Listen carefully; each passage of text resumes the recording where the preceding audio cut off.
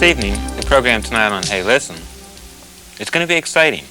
And the reason is that I'm going to share with you that 85% of deaf children across the country are involved in mainstream programs.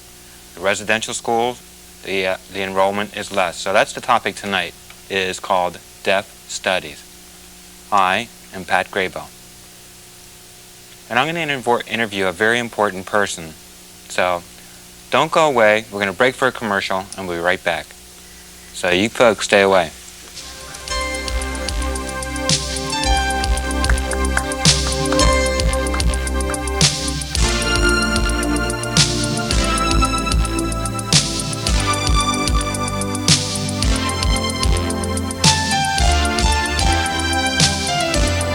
Plum's Restaurant, 2411 West Henrietta Road, is proud to bring you Hey Listen, Plum's, a Rochester favorite since 1987.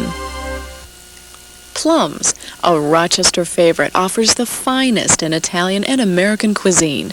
Taste your favorites like fresh veal, pasta with homemade sauces, tender seafood, charbroiled steaks, maybe a gourmet sandwich. Plum serves continuously, daily from 11:30 a.m. till late night, and Sundays 3 to 9. Just a half mile south of the 390 West Henrietta Road exit. Join us for a great time and a great meal in casual elegance. Plum's.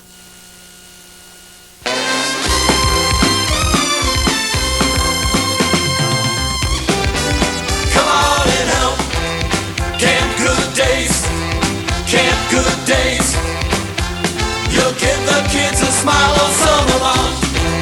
Camp Good Days, summer camp. Come on and help me. You can be the one to make that summer fun. Come on and help me. Help me. Help us build our home.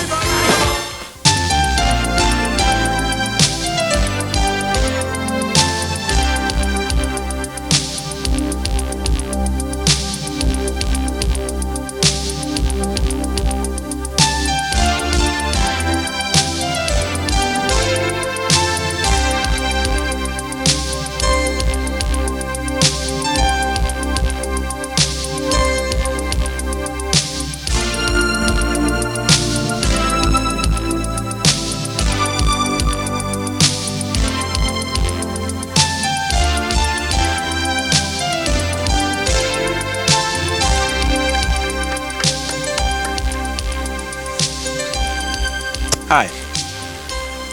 I just mentioned earlier that we're going to be talking about the topic on deaf studies. And what that really means is that we're going to be able to meet a very important person, Dr. Robert F. Panara. Roughly about 21 years ago, the National Technical Institute for the Deaf was established.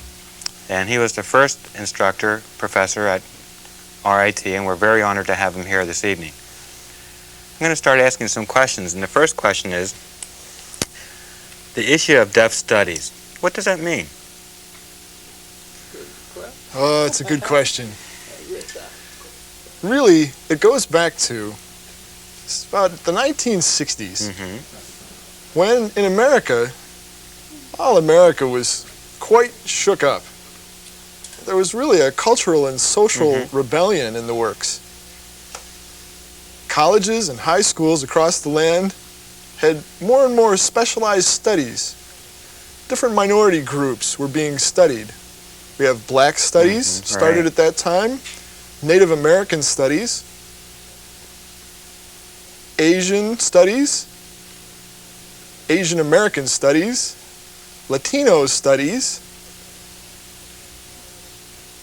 and even before that, while I was teaching at Gallaudet University, that was where I used to teach before I came to the National Technical Institute for the Deaf, I had been quite interested in readings and research about deaf people, their success stories. But why? Well, maybe because, as you spoke before, currently 85% of students are in mainstream programs, and they don't know a whole lot about deaf culture. And that was my situation, too. I became deaf at the age of 10. And I was in an oppressed mainstream environment in high school. I didn't have an interpreting or any kind of note-taker service or anything like that. I really read my way through school. I didn't know anything about deaf culture, deafness, the life as a deaf person. Later, I went to the American School for the Deaf in Connecticut for a short time. That's where I really learned sign language. And then I made it into Gallaudet. So when I talk about my identity as a deaf person, I really wanted to explore that. I learned more about who were the deaf people that had made a success of their lives. First, I was a student. I made it all the way through and graduated. I went to New York School for the Deaf. Then I got a degree, a master's degree for teaching at Gallaudet University, and I started doing more and more research about deaf people who were successful. What year was that? Oh, well, I really started in the 1950s. I started with deaf writers because, of course, my major was English. And as I did my research into deaf writers, I came across an NAD publication, The Silent Worker. It was a magazine at the time. This was in 1954, and they had a special issue about deaf culture and its heritage. And at that time, they asked me to write about deaf writers from the early 1900s and on. So I did the research in preparation for my article. It was printed, and the issue went out.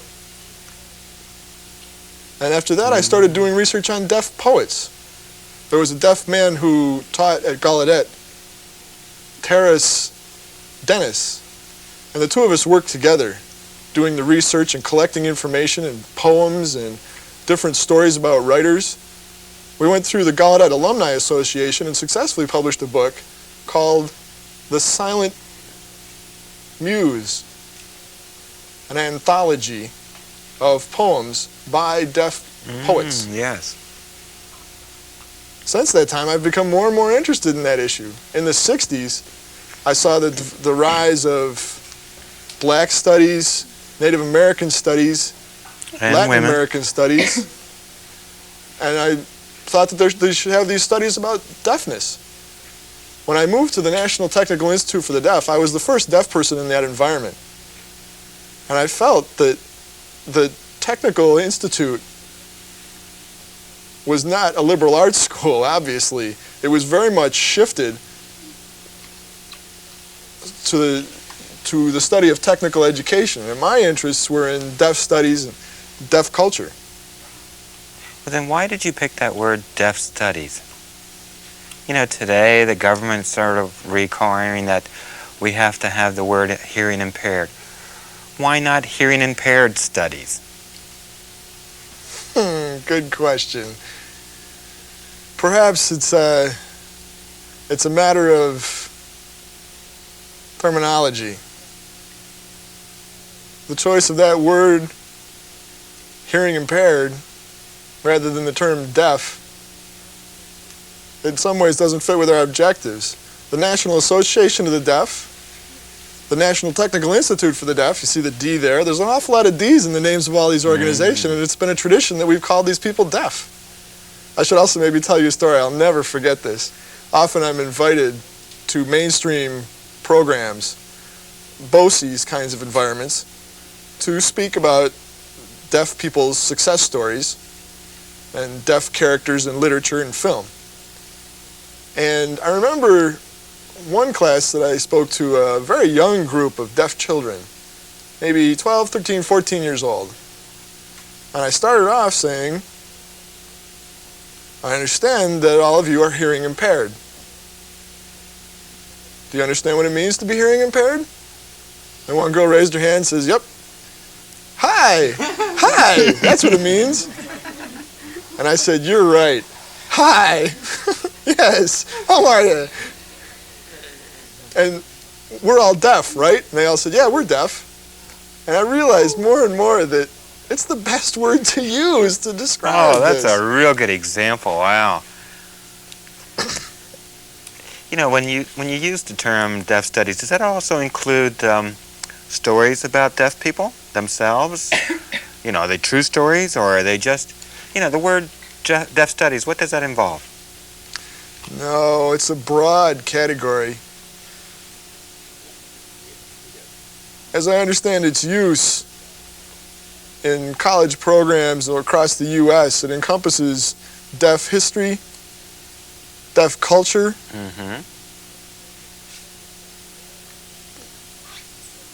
the study of deaf folklore. That's 3. The study of sign language itself is also included in this category. When NTID started up, I was interested in a deaf studies program in literature. Oh, yeah. And the first focus was studying deaf characters that appeared in books, novels, short stories, plays, and movies and films, television programs, and that sort of thing. So we would read and discuss and write papers about these characters in the literature. After a while, I felt we needed to broaden this category more and include more deaf heritage, successful stories of deaf people that made quite an impact in their fields. So it includes many things. Some folklore, as I spoke to you about. I think now Dr. Simon Carmel, who's at NTID, his major is folklore, and he also studies several different sign languages and just languages. So there are many, many branches that can be included in this broad category of deaf studies. We can include about deaf people, about their culture, and many other items. So then really it's a benefit for only deaf students and hearing students as well? You know, from your experience as an instructor and a teacher, what is it? Oh, yes. I would average 25 to 30 students per class. And I found that often 10 of those 30 were hearing students. A lot of them would write papers explaining how much they'd learned and how much they understood now about deafness and deaf culture and deaf people. It was quite a surprise to them that deaf people had made quite a success in their fields of study. They gained a greater awareness and an understanding of the characters that show up in films and movies and where deafness impacts on their life. I mean, this isn't just made-up stories. I mean, true stories that happen to people. And people have really benefited from learning the culture of deaf people.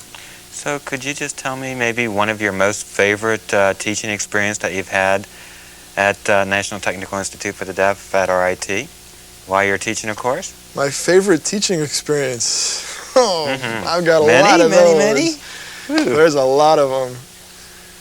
Let's see, to choose one. Ooh, this is difficult for me to find a favorite. Well, my favorite baseball player or my favorite movie star or my favorite book or something like that. Sort of tough question. But maybe the best was when I arrived there in my first year. There was no deaf students there, you see. None at all. And what I did was a lot of PR work, going to the different departments, the science, printing, and other places, and I gave lectures to the department chairs and talked to the student organizations at night about deafness and deaf people and what the expectations of having deaf people on campus might be like. After that, I asked if any of you have an interest in sign language or fingerspelling, please fill out this card and we'll set up a sign language class for you.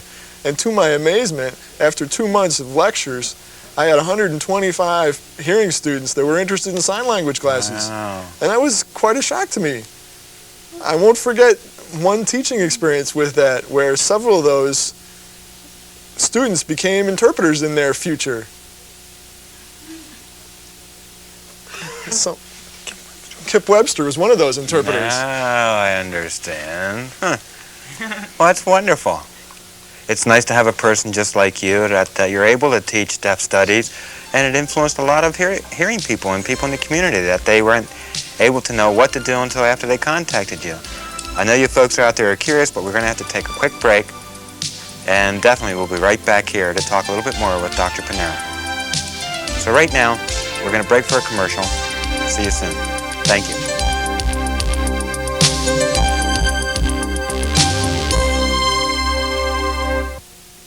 Hi, I'm Sky Sands for the Canada Connection. Sky, that's Volunteer Connection. Volunteer Connection offers thousands of volunteer jobs.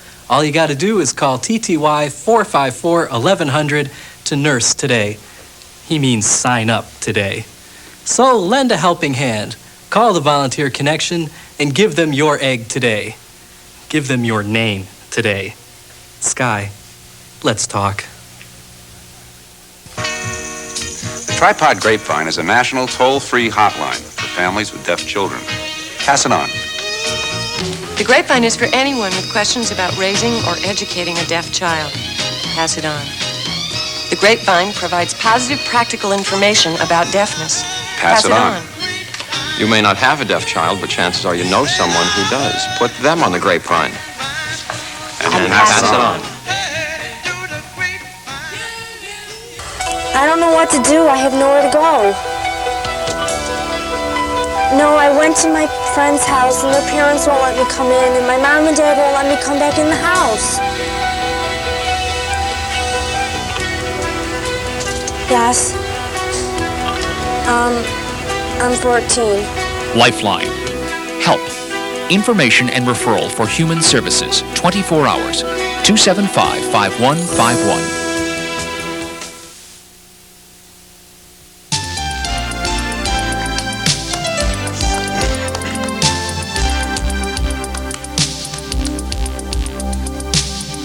Well, I'm glad you're still here. I'm really relieved to hear that. You know, after I was talking with Dr. Panara about the area of deaf studies, you know, sometimes I remember the time when I was a student under Dr. Panara at Gallaudet University.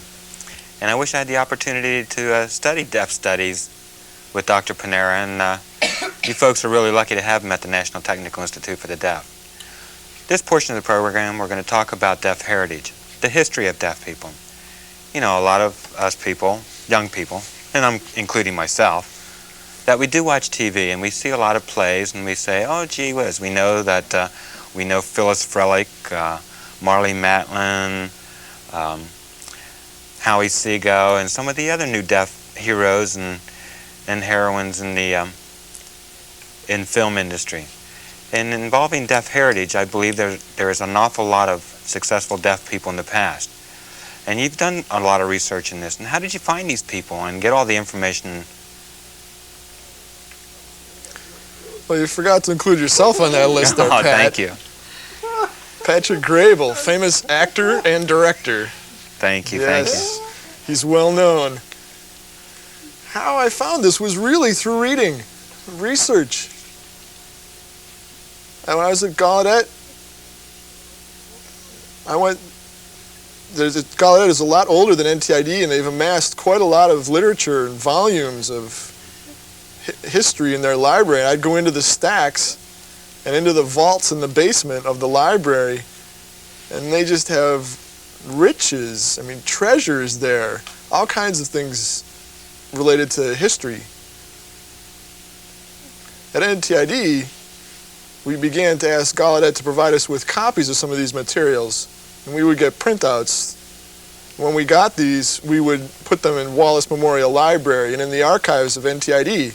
So we're developing a good archive there also of this research material.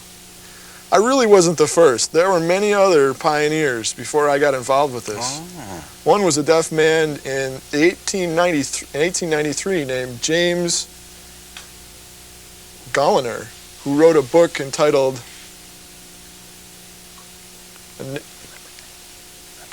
A Representation of Deaf People.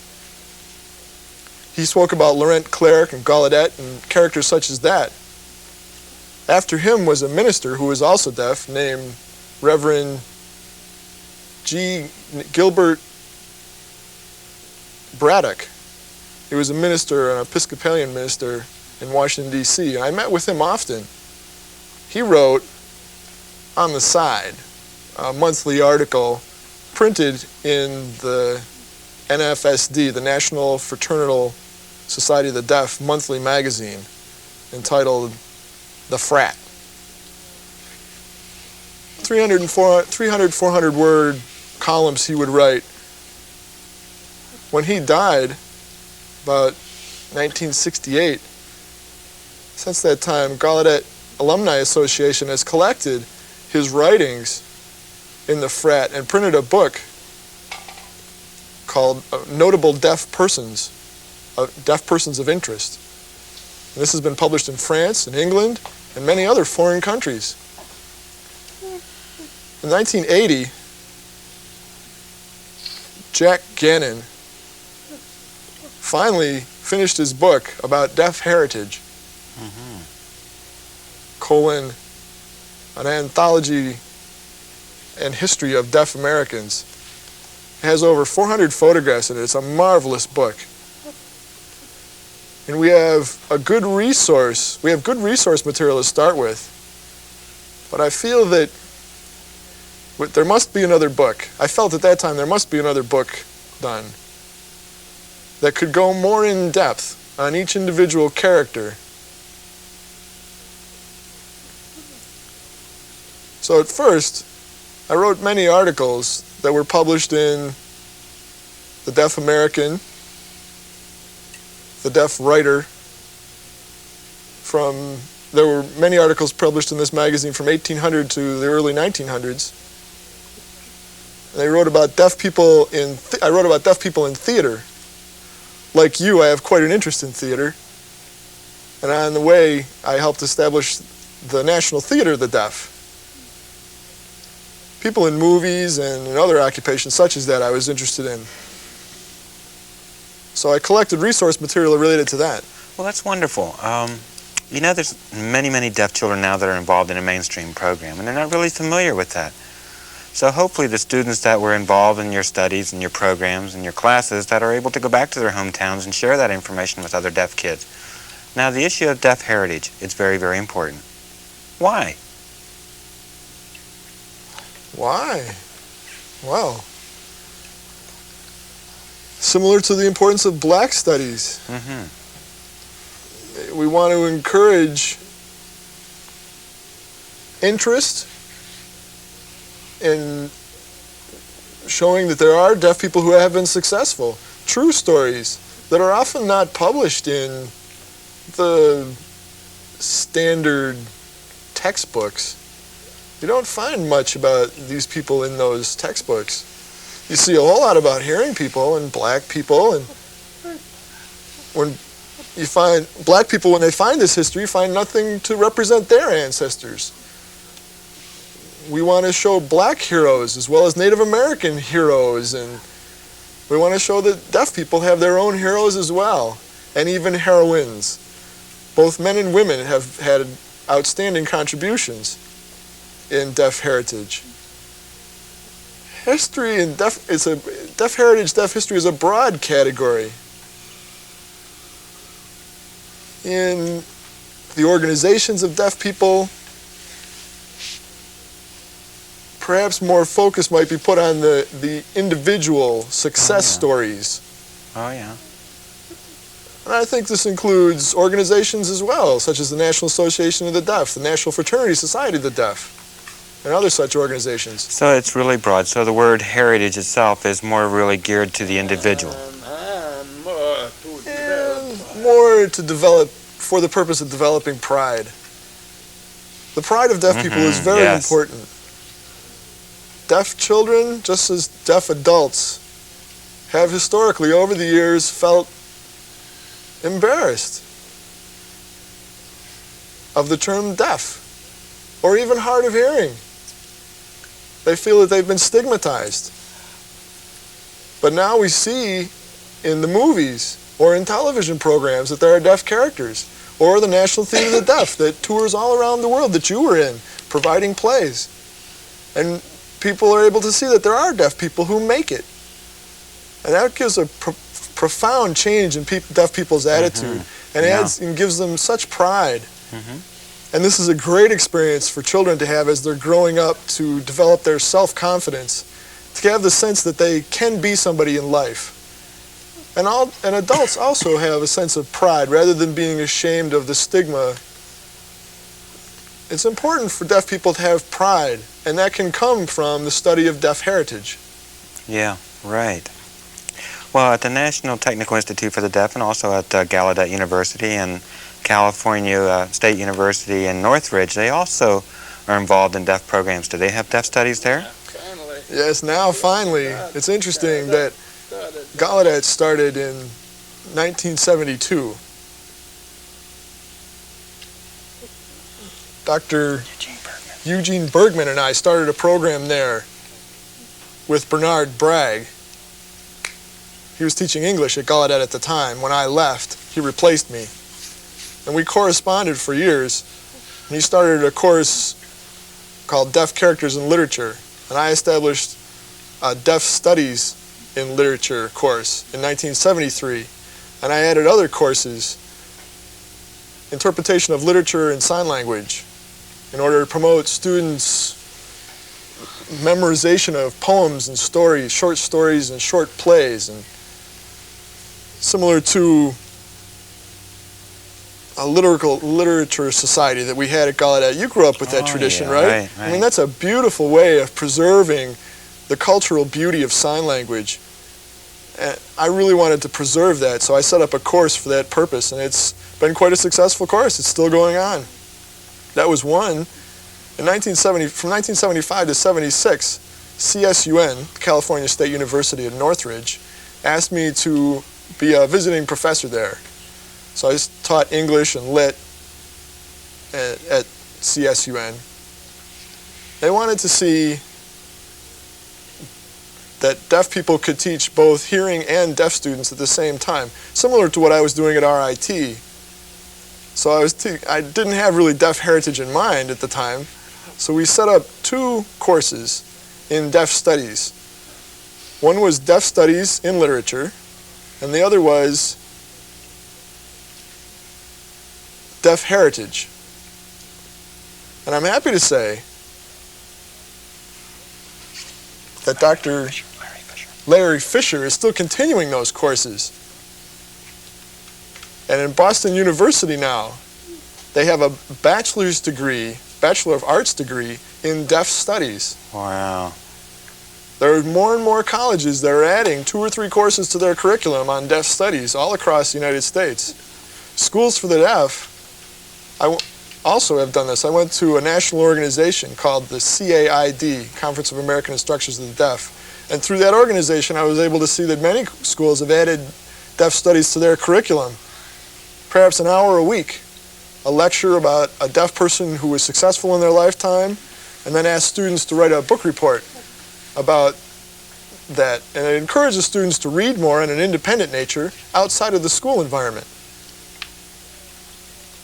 And it generates a lot of classroom discussion as a result. Sometimes we ask the deaf students to read poems or short stories that were written by deaf writers, or perhaps written by themselves. Great, that's wonderful stuff. It's really given us a lot of hope for our future, and that we're able to have these young deaf children to be more motivated to do things like this. We're going to take a break. Don't go away. We're going to break for a commercial cell. The people that sponsor this program, so they need to tell us what we do. Thank you. Plum's Restaurant is proud to sponsor Hey Listen. Dine in casual elegance. See us today. Plum's, a Rochester favorite since 1987. Plum's, a Rochester favorite, offers the finest in Italian and American cuisine. Taste your favorites like fresh veal, pasta with homemade sauces, tender seafood, charbroiled steaks, maybe a gourmet sandwich. Plum serves continuously, daily from 11:30 a.m. till late night, and Sundays 3 to 9. Just a half-mile south of the 390 West Henrietta Road exit. Join us for a great time and a great meal in casual elegance. Plum's. Behind every Girl Scout, there's someone special. Someone who teaches, someone who laughs, someone who lends a hand and shares the success, someone who leads the way. Behind every Girl Scout, there's someone special. Someone like me. Someone like me. Someone like me. Someone like me. Someone like you. See Unclaimed Freight today for living room starting at just $198. There's even special financing available for qualified buyers. Shop Unclaimed Freight on West Henrietta Road today. Hi-ho, this is Kermit the Frog, and this is one of my very favorite places, a forest. You know, forests are home to lots of animals, and they give us wood, and they keep our water and air clean. Unfortunately, these days our forests are in trouble. They're being threatened by development and people who don't treat them with respect. To find out what you can do to help, write to Forests, National Wildlife Federation, Washington, D.C. 20036. Remember, forests are more than trees.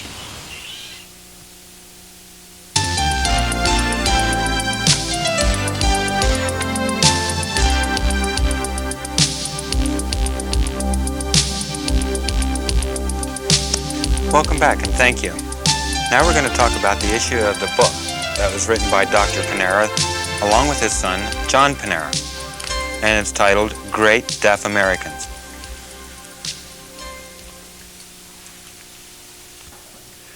I'll tell you, you've done a lot for deaf people in the country. What made you decide to write this book with your son? My book? Yes.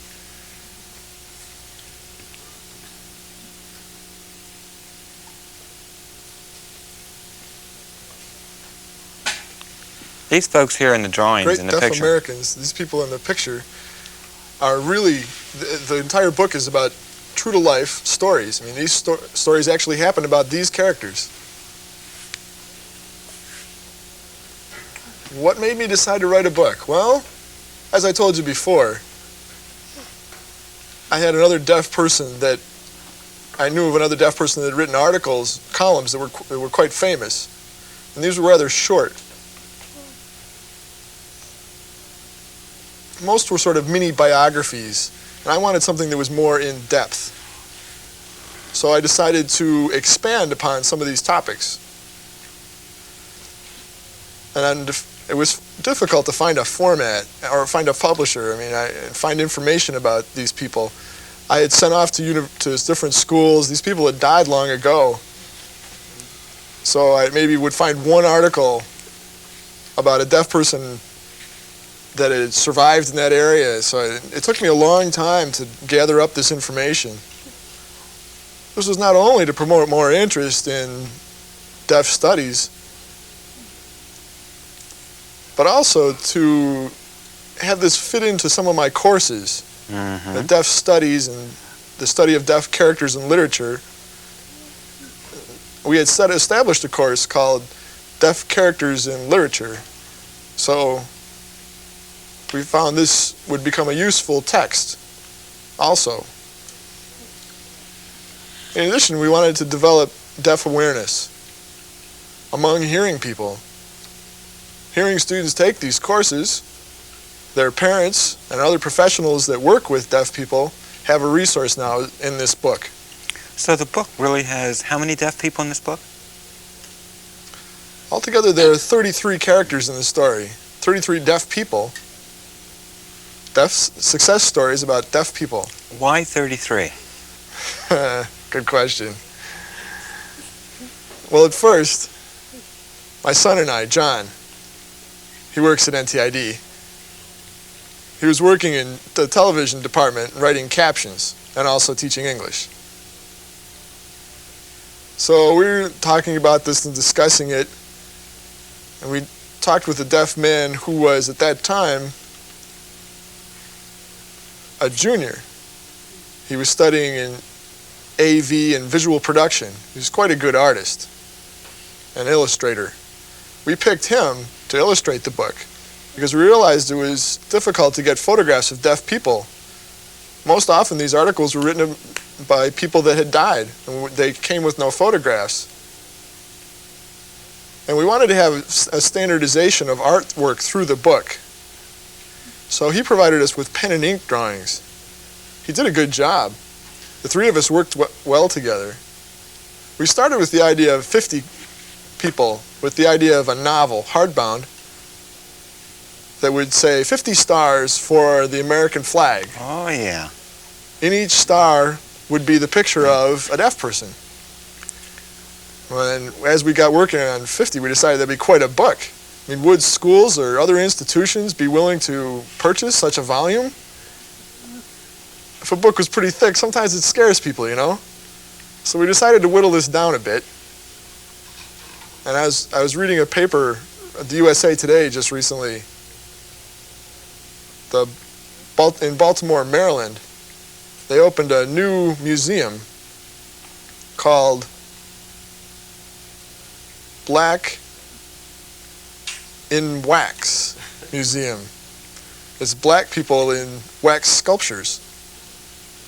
And they have 34 people in that museum.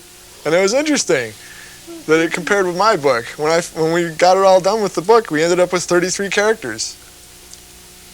We started with Laurent Clerc, who came from France. He was the first deaf teacher. And he really spread the use of sign language in America. And he brought the torch of learning to all deaf people in the future of America. You know, it's interesting. France gave America the Statue of Liberty in 1886 to celebrate the 100 years of independence. But 70 years before that, in 1819, there was brought to America a live deaf person who was a role model. And he brought the torch of learning that was spread to all deaf people in America. It started with him, and since that time has been passed on and on and on through even to people like Lou Ferrigno, the Hulk. In 1982, we ended with him writing So about you could just his go character. on adding more and more to the book. Do you plan that? My. Well, you see what's happened since that time. In 1983, when we finished this book, it's been 6 years. Marlee Matlin has won an Oscar in the movies. King Jordan has become the first deaf president of Gallaudet University. John Ye has set up his own computer business.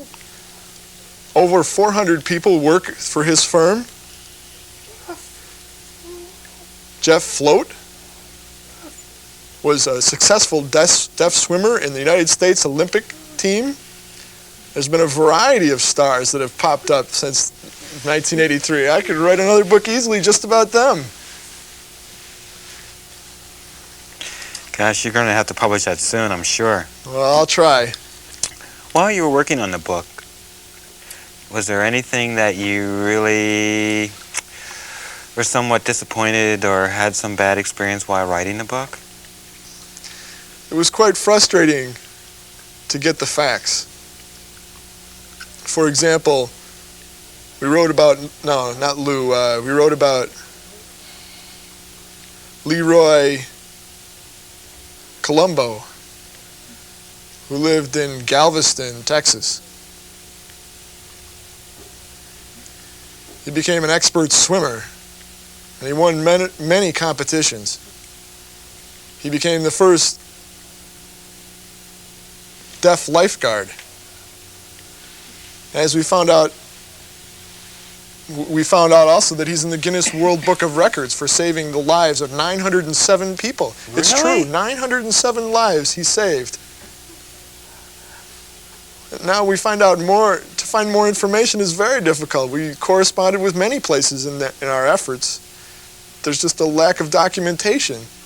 The letters that I sent to the chambers of commerce, to the library in the town, and the librarian answered me.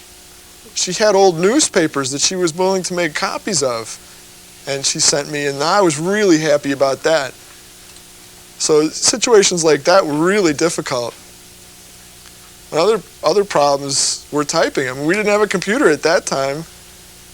My wife was our Girl Friday, doing all of our typing, and then with our changes and everything. She became our Girl Friday for all of our help in editing and filing and typing. But really, the other major problem was the idea of photographs. If we were to do that book again today, and I was able to find good photographs, I sure would use them. Because young people like to see the pictures. Mm-hmm. Right. Photographs are worth 10,000 words, so it's true. When you see that drawing or the pictures and things, it is a real good sense of feeling. What was the best experience that you had while writing the book? The best experience, I think, was my contact with people. It developed and piqued more of my interest. With the 33 characters that we had, we wanted a good mix. We wanted to go back in history as well. So we decided to have people that had died as sort of a memorial to their service.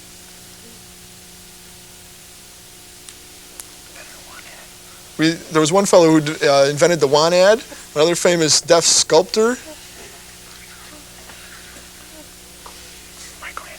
He's the Michelangelo of the West. He's Mr. Gilden. The sculptures that he built are still standing today. I've visited these sculptures. We wanted to have quite a mix of things that have happened in the past and what have happened today. We wanted to have women, black people. Andrew Foster, who was the first black deaf student into Gallaudet College. He went to Africa and founded 20 schools for the deaf and church missions there also. We have a black boxer named Eugene Hairston, who we brought here to NCID to speak. We also brought Francis Woods, who was a deaf dancer who really was profoundly deaf and was an expert dancer. We wanted to have quite a mix of characters so that it would pique people's interests. The book sounds amazing, and there's something for you folks to read. I can't wait for that second book that comes out. We got to keep our fingers crossed.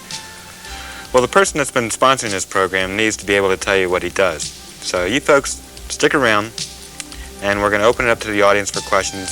Thank you.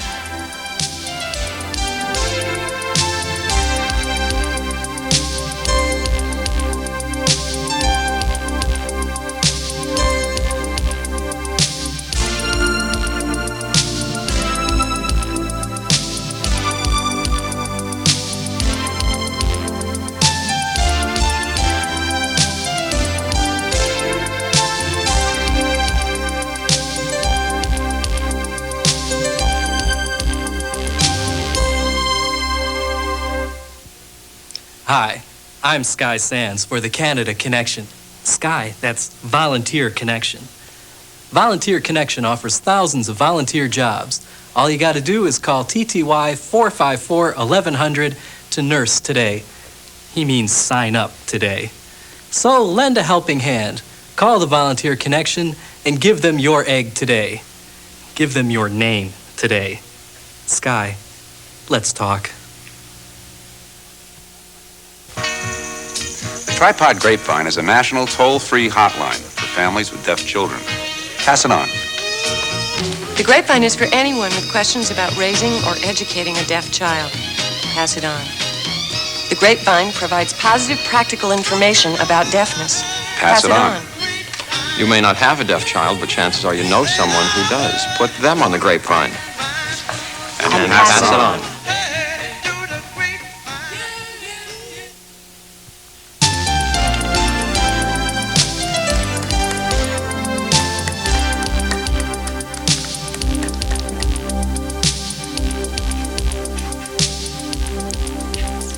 It's now the time for the audience to be able to participate and ask some questions of Dr. Panara.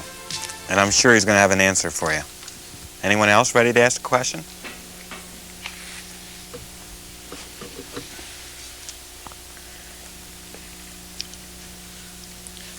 I'd like to ask a question about, well, the want ads. That fellow that developed the idea of want ads? Was this the major job of that deaf fellow? Did he do this working just for deaf people? Interesting question. And it was something that I was curious about. You know, when we talked about want ads, we always just think about hoping that you're going to find some employment. Is that what it was restricted to?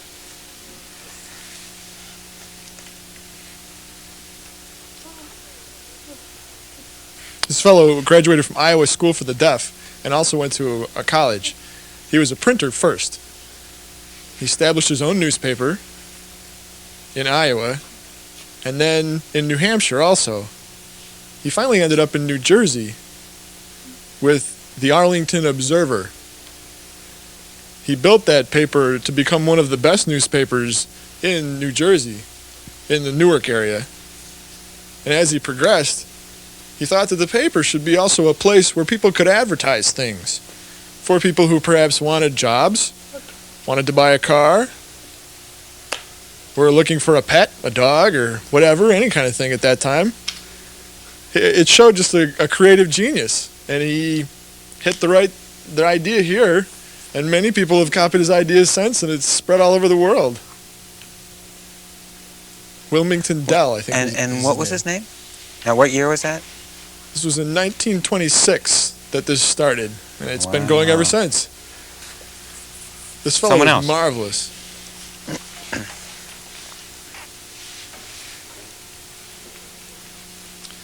I feel very fortunate to have been a student of Dr. Panara's at NTID. It's real nice to sit here in the audience, too, and to see the show from this perspective. I've enjoyed it so far. When you speak about deaf heritage, and you speak about the National Association of the Deaf, is really a worldwide organization. We have a Deaf Awareness Week in the last week of September annually. When we look at the idea of deaf awareness, the things that have happened, such as Alcoholism Awareness Month, many of those are more like cautioning or trying to inform the public about dangerous situations. I mean, why not call it Deaf Heritage Month, or rather than Deaf Awareness Month? I mean, Deaf Heritage Month or Deaf Heritage Week or Deaf Studies Week, it would be a more positive, an indication of pride, rather than something that might be construed as something negative. You have a good point there, yes. I agree with you. I think that that's being done in some places, such as Washington, D.C. They have a deaf librarian, Alice Hagemeyer, who celebrates deaf awareness there, Deaf Awareness Week. I think it's during December every year, but their focus is on deaf heritage. It's interesting, their librarian's name is Martin Lord King is the name of their library. So she gave a speech and set up posters and has slideshows about famous deaf people and brings out books that demonstrate deaf success stories. Those kinds of things can really take up a whole month in spreading the word about deaf people's success.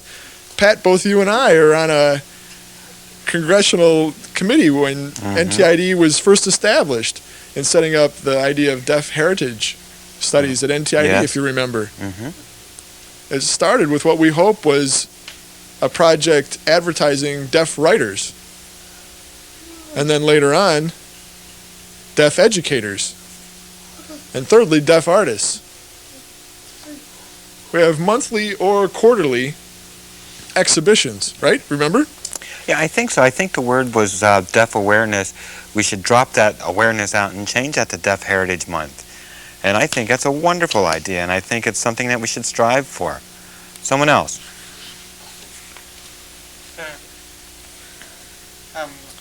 I have two questions.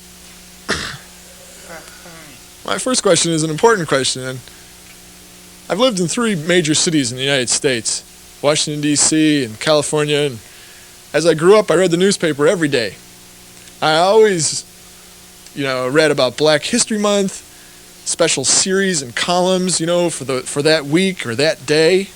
Native American Month and all those sorts of things. They had a week, they had all kinds of special information. They educated people about their culture and society. I don't see anything about deafness. Deaf heritage. I don't see columns about that. Is there a reason is it because there's a lack of writers who are deaf? Is there a lack of research in this area? Or has this area just been traditionally ignored by writers? Why do we not have articles about, such as we have for Black History Month and Native American Month? I don't see those sorts of things. How can we spread the word about our history and culture if we don't have these resources? Well, we do have many, many writers, but they just haven't done it. But as you think of it, you just have to pursue it and see that it gets done, as they do with Black History Month and also Women's History Month. I saw that recently where I think it was 2 months ago, it was Women's History Month. I agree with you. It's a great idea. Perhaps 3 or 4 of us could get together a committee and start sending information out to the newspapers and make agreements to establish something. But we have to pick a special month and come to some understanding with the National Association of the Deaf, which is a national group which might help advise us to the proper month to choose? Historically, they tend to go the last week of September or the first week of October, and that was always designated as Deaf Awareness. So maybe that would be a good time to have these little articles in the newspaper. And you have a second question? My other question is related to deaf studies. I think this is a crucially important topic. We need to develop our heritage and pass it on to one another. As the black community has done, well, as schools for black students and Native Americans have done, they tend to be involved in the development of these studies. They encourage students to take courses and enrich their understanding of their culture. I'm wondering, do we have the same sort of thing? As you say, in mainstream programs, they're often very oppressive. Perhaps states should require this as an elective course so that the mainstream students can benefit from this information. I can only think of a few states that might even provide recognition to this kind of curriculum. We need to perhaps encourage or perhaps require this as deaf studies as an elective course. I have tried to do that sort of work. I've spoken many places in my life, in 42 years altogether of teaching also. In 1982, in Florida, the CAID, the Conference of American Instructors of the Deaf, every 2 years they have a national convention. And I spoke on deaf studies, and it was really part of a course, a 4-hour course in the morning that went through the use of what North Florida used as a guide for people to take that course. A woman who took that course was associated with the State Rehabilitation Department in Florida, State Education Department in Florida. She wrote me a letter after that conference asking me to present a 2-day workshop in deaf studies in St. Petersburg for their Florida State Teachers Convention. I went and spoke and gave them a presentation. Perhaps another 7 or 8 months later, they wrote back to me and said, thanks to you and our work since that time, we have successfully set up in the state of Florida, in the Department of Education, a course in deaf heritage at the high school curriculum level. It's an elective, just as you mentioned. Any hearing person or deaf person can take this as an elective in their education. The CAID that I just mentioned, that organization, 4 years ago, established a special group called a Special Interest Group, a SIG, S-I-G, in the area of deaf studies. Now, many teachers have joined that group, teachers at a variety of different institutions, schools for the deaf, and also mainstream programs. And that's another tool for achieving this goal of deaf studies in the CAID, the Conference of American Instructors for the Deaf. So I think that it is happening more and more, but we have to keep pushing it always. We always have to push.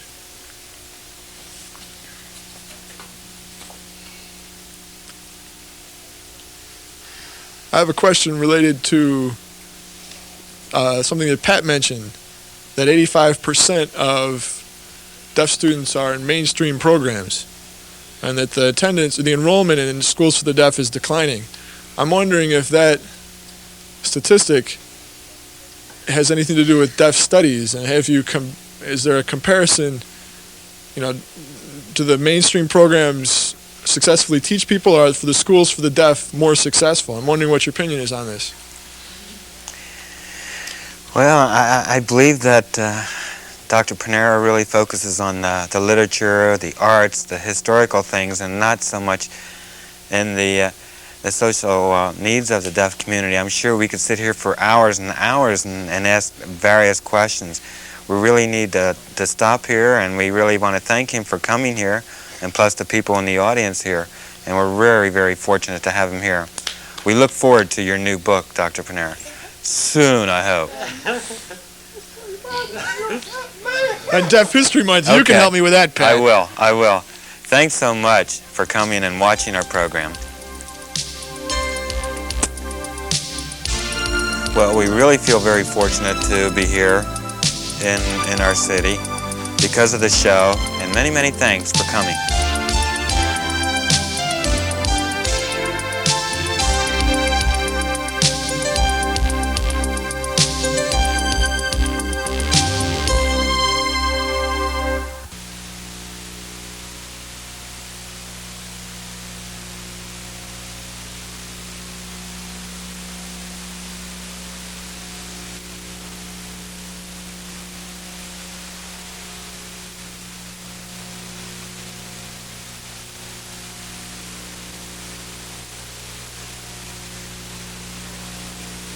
For more information, call the National Captioning Institute, 1-800-533-WORD.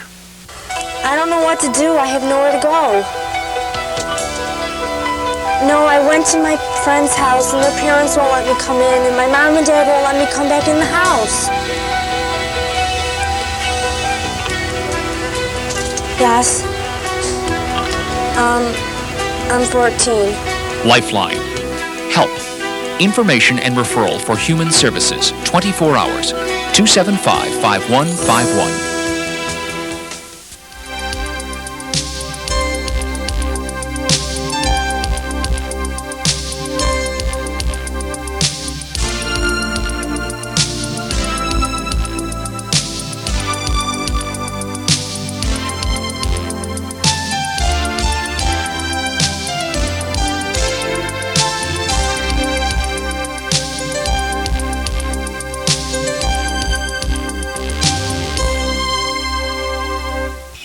Hi-ho, this is Kermit the Frog, and this is one of my very favorite places. Hey, Forest. You know, forests are home to lots of animals, and they give us wood, and they keep our water and air clean. Unfortunately, these days our forests are in trouble. They're being threatened by development and people who don't treat them with respect. To find out what you can do to help, write to Forests, National Wildlife Federation, Washington, D.C. 20036. Remember, forests are more than trees. Can good days come on and help? Can good days come on and help? Can good days come on and help? Help us build our home.